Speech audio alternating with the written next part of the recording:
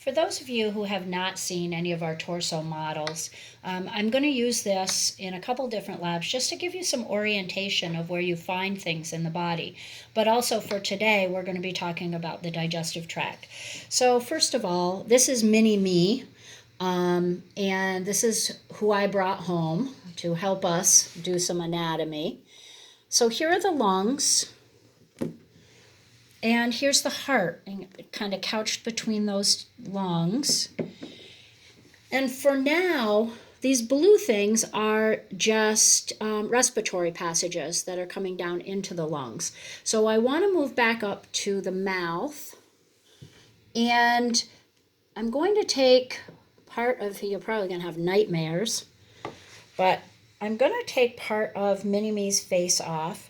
And what you're going to see on the side here below the ear, between the ear and the teeth, is a salivary gland. And you have 3 sets of salivary glands in your mouth. And those glands are to add saliva.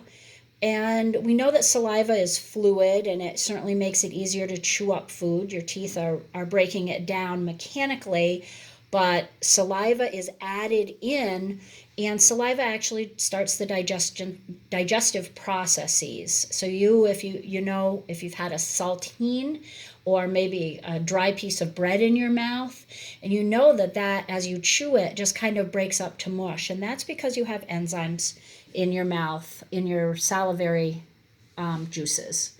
So let me actually turn to the other side as well. So what you're seeing here, this is the brain, but this is the nasal cavity, and then this is the tongue.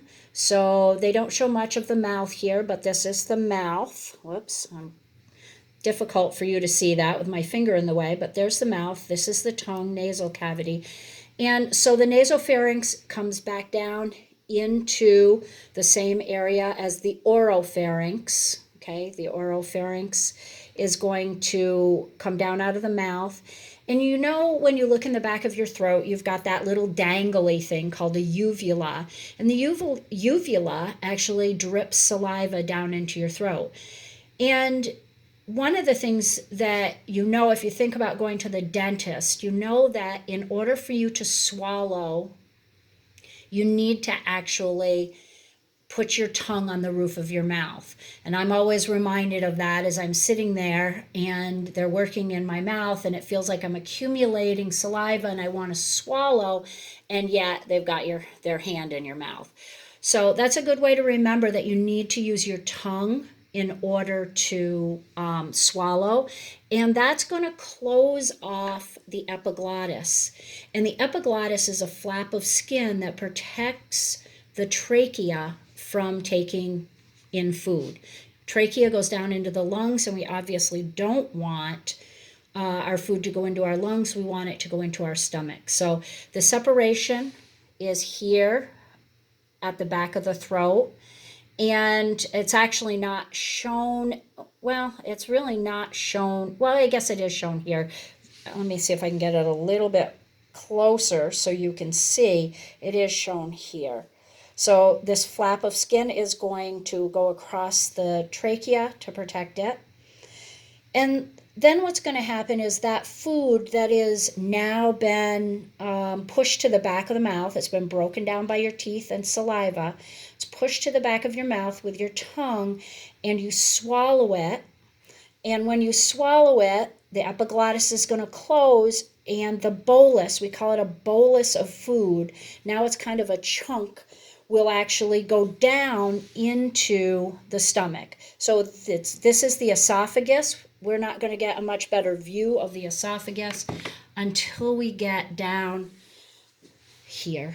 Okay, down here, we're looking at the esophagus, and that bolus of food is going to go down and go into the stomach through a sphincter. A sphincter is a closure at the top of the stomach. So before we get to where the stomach is, this is the liver. Okay, and you can see it's rather large. This little green spot on it is going to be the gallbladder, and the gallbladder is going to play a role in digestion. Liver is going to play a role too, but after the nutrients are absorbed. Okay, so there is our gallbladder coming from the bottom of our liver. But let's come back here, and this is the stomach. So the stomach, if we remove the stomach, we'll get a better view of it. The stomach is kind of almost a kidney bean shape. And this, it has a lot of muscle. And I should mention, so does the esophagus, right? Because if you try to do a handstand and drink water, you can actually do it. So you want to understand that once you start swallowing something, the smooth muscle that we talked about last week, the smooth muscle around the esophagus is going to push that bolus of food. And it's going to push that bolus of food in waves that we call peristalsis. And peristalsis is just that wave of muscular contraction that continues to move what you have in your intestinal tract, starting at your mouth all the way down through your intestinal tract. Okay, so here is our stomach. And this is where the stomach enters into the small intestine. And the small intestine is the opening. The small intestine is broken into 3 parts. Those 3 parts are the duodenum, the jejunum, and the ileum. And you're not really able to see a difference in any of them. We know that this is where the duodenum starts, the first stage. But then this area here is all meant to show you the small intestine. So this entire area is small intestine. And then at the end of the small intestine, we have this little area called the cecum. And I'm going to take this off because this is where the small intestine goes into the large intestine or colon. That's called the cecum. And the large intestine is divided into 3 parts. And we call this the ascending colon. And I should mention while we're here, and let me see if we can see it on here. Well, it's very poorly delineated, but that right there is the appendix. And so it's on the end of the large intestine or the colon. And we know that when it gets infected and gets large, and it causes a lot of pain, some people have their appendix removed, and that's that little piece of tissue here.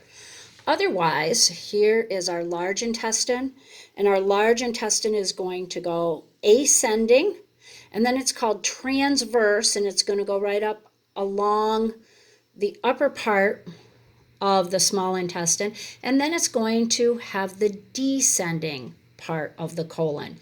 Then there's the sigmoid colon and the rectum and the anus, and those are not shown well on this at all. Well, this would be the sigmoid colon, this where it starts to turn.